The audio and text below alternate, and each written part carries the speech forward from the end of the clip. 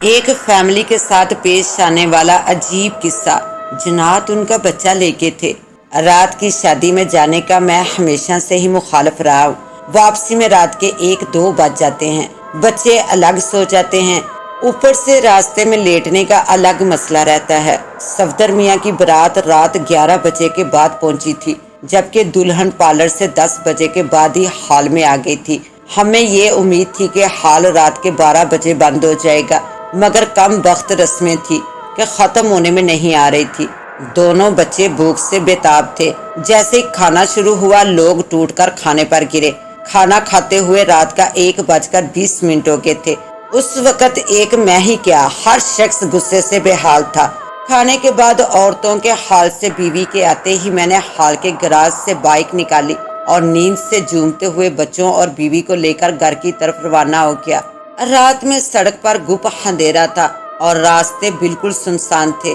ایسے میں چور ڈاکوؤں کا بھی ڈر رہتا تھا، اور ان دنوں خوب برساتیں ہوئی تھی، جگہ جگہ پانی بھرا ہوا تھا۔ سمجھ میں نہیں آ رہا تھا کہ کس طرف گڈھا ہے اور کس طرف گٹر۔ میں بہت سنبھل کر بائک چلا رہا تھا۔ ابھی ہم ریلوے اسٹیشن کی طرف ہی آئے تھے کہ میں نے دیکھا کہ ایک چھوٹا سا کتے کا پلہ اچانک سڑک پر آ گیا۔ میں نے اسے اپنی بائک سے بچانے کی بہت کوشش کی، مگر کامیاب نہ ہو سکا۔ وہ شاید پچھلے وہیل کے نیچے آ گیا تھا۔ ایک لمحے کے لیے میں نے گاڑی کو روک کر دیکھا تو وہ مجھے تڑپتا ہوا نظر آیا۔ اس منظر سے میرا دل لرز گیا۔ میری بیوی نے بھی پیچھے مڑ کر دیکھ لیا تھا۔ جو کچھ ہوا تھا انجانے میں ہوا تھا، اس میں ہمارا ذرا سا بھی قصور نہیں تھا۔ میں نے ابھی گاڑی ذرا آگے بڑھائی تھی کہ یکا 2 کتے بھونکتے ہوئے ہماری گاڑی کے پیچھے دوڑے۔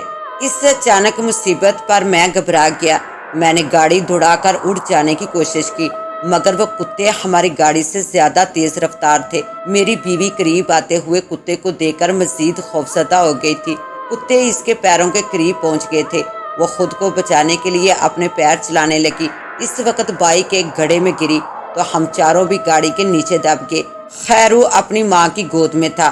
وہ اوندے منہ زمین پر گرا تھا۔ میری دونوں ٹانگیں گاڑی کے نیچے دب گئی تھی۔ علی میرے ساتھ پٹرول کی ٹینکی پر بیٹھا ہوا تھا۔ اس کی بھی ٹانگیں گاڑی کے نیچے پھنس گئی تھی۔ اس سے پہلے کہ میں خود کو سنبھالتا، ان دونوں کتوں نے ہم پر حملہ کر دیا۔ ہم نے ہاتھ پیر چلاتے اور چیختے چلاتے ہوئے خود کو ان کتوں سے بچانے کی بہت کوشش کی، مگر ہر کوشش بیکار تھی۔ اچانک ہی کتے نے خیرو پر حملہ کر دیا۔ وہ اسے گھسیٹ کر اپنے ساتھ لے جانے لگا، جبکہ دوسرا کتا علی کی طرف لپکا۔ میں علی کے اوپر ہی تھا، اس لیے وہ محفوظ رہا، جبکہ میری بیوی ان کتوں سے خیرو کو نہ بچا سکی۔ ان دونوں کتوں نے ہم دونوں کو بری طرح زخمی کر دیا۔ خوف و وحشت کی وجہ سے ہمارا برا حال تھا۔ میری بیوی خیرو کو بچانا چاہتی تھی، مگر نہ بچا سکی، اور کتے خیرو کو گھسیٹتے ہوئے جاڑیوں میں لے گئے۔ اس وقت ہمارے پیروں سے زمین نکل گئی۔ سمجھ میں نہیں آ رہا تھا کہ یہ سب کیا ہو گیا تھا۔ بیوی خوف و غم کی وجہ سے رونے لگی۔ میری کیفیت بھی مختلف نہ تھی۔ ہم نے آگے بڑھ کر ان کتوں کے پیچھے دوڑنے کی کوشش کی، مگر ان میں سے ایک کتا واپس پلٹ کر پھر سے ہم پر حملہ آور ہونے کے لیے لپکا تو میں پیچھے ہو گیا۔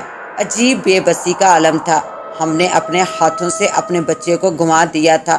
خوف و وحشت کی وجہ سے ہم پر کپ کپی طاری تھی۔ دل خون کے آنسو رو رہا تھا۔ ہم کتنے مجبور تھے کہ اپنے لگتے جگر کو کتوں کے رحم و کرم پر چھوڑ کر خوف سے سہمے ہوئے کھڑے تھے۔ اچانک ہی ایک سائیکل سوار ہمیں آتا ہوا دکھائی دیا۔ ہمیں دیکھتے ہی اس نے اپنی سائیکل روک لی۔ ہم دونوں خوف سے کانپتے اور روتے ہوئے اسے اپنی کیفیت بیان کرتے ہوئے مدد کی درخواست کرنے لگے۔ اسے حیرت ہونے لگی۔ اس نے پوچھا کہ وہ کتنے کتے تھے۔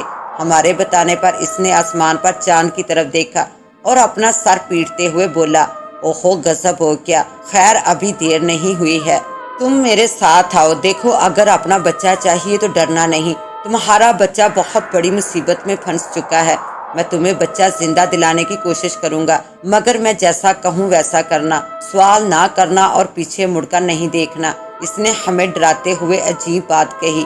ہمیں اپنا منا چاہیے تھا اور اس کے لیے ہم ہر خطرہ مول لینے کے لیے تیار تھے۔ ہمیں ہمارا بچہ تو مل جائے گا نا؟ میں نے بے یقینی کی کیفیت میں پوچھا تو وہ شخص بولا جو کہ بوڑھا تھا، ہاں ہاں بالکل، بس تم میرے پیچھے پیچھے آؤ۔ یہ کہتے ہی وہ جاڑیوں میں آگے کی جانب بڑھ گیا، جبکہ ہم دونوں بھی علی کو لیے اس کے ساتھ ہو لیے۔ جھاڑیوں سے آگے قبرستان تھا۔ اس تاریخ رات میں قبرستان میں داخل ہوتے ہی ہماری روح تک کانپ رہی تھی۔ برسات کی وجہ سے کئی قبریں دنس چکی تھی اور آدم خور کتے ان میں داخل ہو کر نشے کھا رہے تھے۔ پھر دیکھا دیکھی 2 کتے ہمارے پیچھے آنے لگے۔ اب تو گویا موت ہمارے پیچھے پڑ گئی تھی۔ کسی بھی وقت آدم خور کتے حملہ کر سکتے تھے، مگر ہمیں پیچھے مڑ کر نہیں دیکھنا تھا۔ قبرستان میں بھی جگہ جگہ پانی جمع تھا۔ ذرا ہی دیر بعد ہم ایک مزار کے سامنے آ کھڑے ہوئے۔ مزار کے قریب پہنچتے ہی اس بوڑھے نے دور ہی اپنی چپلیں اتار دی اور ننگے پیر مزار کے بند دروازے پر ادب کے ساتھ آ کھڑا ہو گیا۔ چند لمحوں بعد ہی دروازے کا تالا ٹوٹ کر زمین پر گرا اور مزار کا دروازہ کھل گیا۔ اس بوڑھے نے ہمیں ہاتھ کے اشارے سے اپنے پیچھے آنے کا کہا۔ ہم نے بھی اپنی چپلیں وہیں اتار دی اور اس بوڑھے کے ساتھ مزار میں داخل ہو گئے۔ اندر داخل ہوتے ہی ہم نے دیکھا کہ ایک سفید پوش شخص مدھم روشنی میں قرآن پاک کی تلاوت کر رہا ہے۔ وہ بوڑھا ان کے قریب آ کر ادب سے بیٹھ گیا۔ ذرا ہی دیر بعد ہوں کی آواز آئی تو وہ بوڑھا نظر جھکائے بولا، بابا ان کا بچہ ہے۔ پھر بولا جی جی، کہتے ہی اس نے دوسرا سامنے والا دروازہ کھولا اور بے انتہا ادب کے ساتھ باہر آ گیا۔ تینوں بھی باہر آ گئے۔ سامنے پانی کا ایک جوہر تھا۔ وہ بوڑھا اس میں اترتے ہوئے بولا، میرے پیچھے آ جاؤ۔ نہ چاہتے ہوئے بھی ہم اس کے ساتھ پانی میں اتر گئے۔ خدا کی پناہ وہ بے انتہا بدبودار پانی تھا۔ پہلے وہ ہمارے گھٹنوں تک آیا اور پھر کمر اور بعد میں ہمارے شانے بھی اس میں ڈوب گئے۔ میری بیوی نے علی کو اپنے کندھے پر بٹھا لیا تھا۔ خدا خدا کر کے ہم اس پانی سے نکلے تو بدبو سے بری طرح اٹے ہوئے تھے۔ آگے جھاڑیوں میں سے دھواں اٹھ رہا تھا۔ بوڑھا وہیں رک گیا اور اچانک ہی وہ ہمارے سامنے ہی پروں والا گھوڑا بن گیا۔ پھر ہمیں خود پر سوار کراتے ہی وہ دھویں والی آگ سے ہمیں پار لے گیا۔ سامنے ایک کنواں تھا۔ وہاں پہنچتے وہ بوڑھا جو گھوڑا بنا ہوا تھا نیچے اترا اور کنویں میں اترنے لگا۔ اب تک جو کچھ ہم دیکھ چکے تھے خون جما دینے کے لیے کافی تھا۔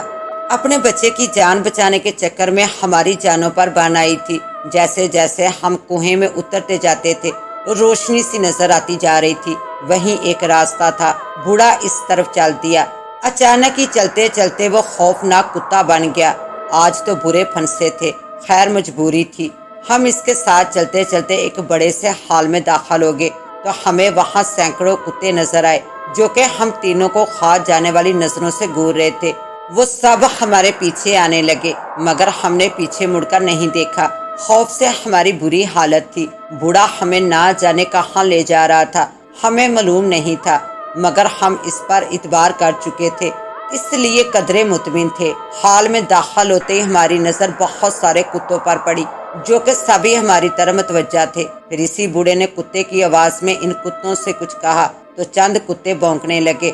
تھوڑی دیر بعد ہی ایک بے انتہا ڈرونی شکل کا بہت لمبے قد کا جن کمرے سے نکل کر حاضر ہوا، جس کی ہیبت دیکھتے ہی میری بیوی کی چیخ نکل گئی۔ اسے دیکھتے ہوئے بوڑھا کتے سے جن بن گیا۔ اس نے جن کے سامنے ادب سے جھکتے ہوئے کہا، سردار ابھی چاند رات بہت پرے ہے، آپ کے غلام ان لوگوں کا بچہ لے کر آئے ہیں۔ مجھے بابا نے بھیجا ہے ان کا بچہ لینے کے لیے۔ انہوں نے ہمارا بچہ مارا ہے، ہم بھی ان کا بچہ ماریں گے۔ ایک اور جن نے ادب سے کہا، سردار ان کا بچہ مرا نہیں ہے، جبکہ ان کا کوئی قصور بھی نہیں ہے، یہ خود آبادی کی طرف گئے تھے تو حادثہ ہو گیا۔ بوڑھے جن نے کہا، ان کا بچہ لے کر آؤ۔ سردار کا حکم ہوتے ہی خیرو جو کہ شاید مر چکا تھا حاضر کر دیا گیا۔ اپنا بچہ دیکھتے ہی میری بیوی نے اسے لے کر خوب پیار کیا، مگر وہ بے حس و حرکت رہا تو وہ چونک گئی۔ انہوں نے خیرو کو بیدار کرانے اور اٹھانے کی بہت کوشش کی مگر وہ جیسے گہری نیند سو گیا تھا۔ ہماری امانت تمہیں ملی، اب جاؤ، بابا کو سلام کہنا۔ اپنا بچہ اور اجازت ملتے ہوئے بوڑھا ادب سے واپس پلٹا۔ پھر اسی راستے سے ہوتے ہوئے ہم پہلے کنویں سے نکلے، پھر وہی بوڑھا ہمیں اڑان گھوڑا بن کر دھوئیں سے نکال لایا، پھر اسی بدبودار پانی سے باہر نکلے۔ مگر جیسے ہی ہم مزار کے سامنے حاضر ہوئے ہمارے تمام کپڑے سوکھ چکے تھے۔ بوڑھے نے منع خیرو کو ہم سے لے کر مزار کے گیٹ پر رکھ دیا اور ادب سے پیچھے ہٹ گیا۔ ذرا ہی دیر میں خیرو نے پانی مانگا۔ اپنے بچے کو زندہ سلامت دیکھ کر ہم دونوں دیوانہ وار اپنے بچے سے لپٹ گئے اور اسے اٹھا کر چومنے لگے۔ پھر وہاں سے نکلتے ہی ہم واپس اپنی گاڑی کی طرف آئے۔ تو ہماری گاڑی ابھی تک سڑک پر پڑی ہوئی تھی۔ میں نے احسان مند ہوتے ہوئے بوڑھے کے ہاتھ پکڑ کر چومتے ہوئے پوچھا، بابا آپ کون ہو اور یہ سب کیا تھا؟ سوال پوچھنے کا میں نے منع کیا تھا۔ اب جاؤ، تمہیں اپنا بچہ مبارک ہو۔ بس ایک بات غور سے سنو، تمہارا خالق اور تمام مخلوق کا خالق وہی ہے۔ اپنی عزت اور عمر میں برکت چاہتے ہو تو مخلوق خدا کو تکلیف مت دینا۔ تمہارے بچے کو جن لے گئے تھے۔ یہ کہہ کر وہ شخص سائیکل چلاتا ہوا چلا گیا۔ میں نے بائک سٹارٹ کرتے ہی اپنے گھر کی راہ لی۔ دوسرے روز میں پھر وہاں پہنچا، جھاڑیوں کے پار بھی گیا، مگر نہ وہاں قبرستان تھا، نہ کوئی مزار اور نہ ہی پانی۔ مجھے بے حد حیرت ہوئی۔ یہ میرا خواب نہیں تھا، مگر حقیقت یہ تھی کہ ہم اس دنیا میں ہو آئے تھے کہ جس کے بارے میں بہت کچھ سن اور پڑھ رکھا تھا۔ میں آج بھی خدا کا لاکھ لاکھ شکر ادا کرتا ہوں کہ جس نے مجھے اور میرے بیوی بچوں کو اپنی پناہ اور حفاظت میں رکھا۔ اس کے ساتھ ہی اب مجھے دیں اجازت، ملتے ہیں انشاءاللہ ایک نیو کہانی کے ساتھ۔ تب تک کے لیے اللہ نگہبان۔